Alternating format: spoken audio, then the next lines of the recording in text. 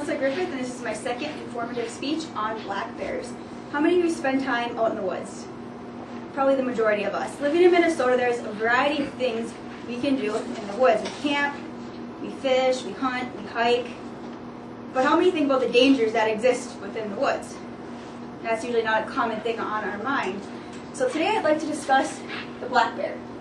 I'll discuss the habitat, behavior, and what to do if you come in contact with a black bear while you're out in the woods.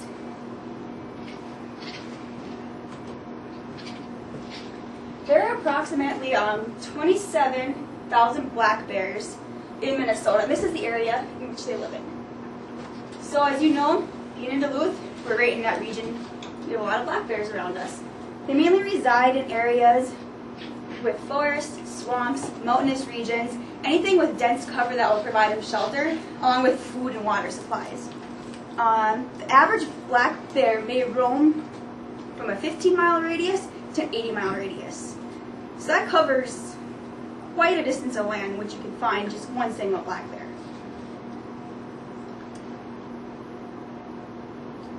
The next thing I'd like to discuss is hibernation. This is part of a bear's just natural habitat. They go out into a den, under the shrubs, whatever they can find. They go there and they rest for the winter.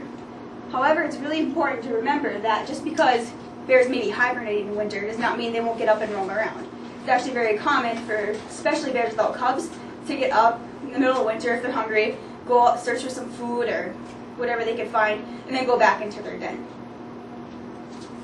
Understanding where a bear lives is important to all of us, because when we're out hiking in the woods or camping, we'll know, okay, we're in an area of dense coverage, there's water nearby, we're camping, there could be a black bear nearby.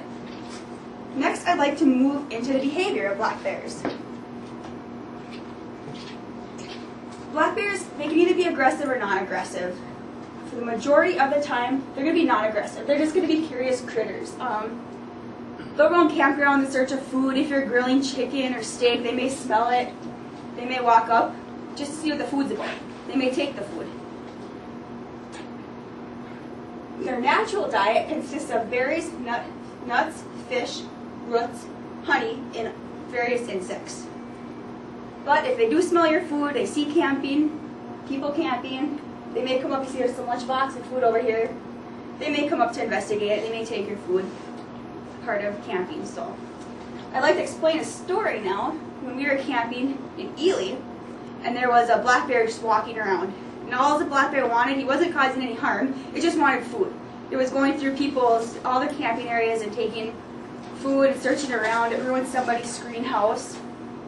So it wasn't out there to hurt anybody, it wasn't aggressive, it just wanted food. One thing you need to be aware of is that bears can be aggressive. And it more so happens when you have a mom bear and her little cub. Mamas they're really protective of their cubs. They can have anywhere from 2 to 3 cubs at a time, and those little baby cubs stay with the mom for about 2 years.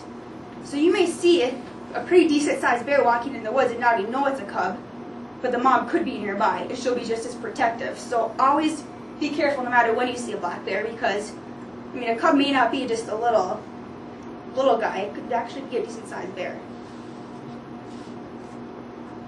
Next, I'd like to explain what to do if you come in contact with a bear. Aggressive behavior is actually very, very rare. Most of the time, they're more scared of you than you are of them, and they'll run from you. However, keep in mind, if the cubs are around, the mom may be protective.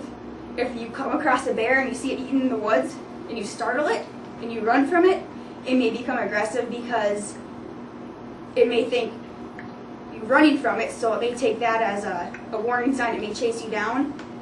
So I'd like to explain an acronym you can use for what to do if you come in contact with a bear. Remember it as just CAD, CAD.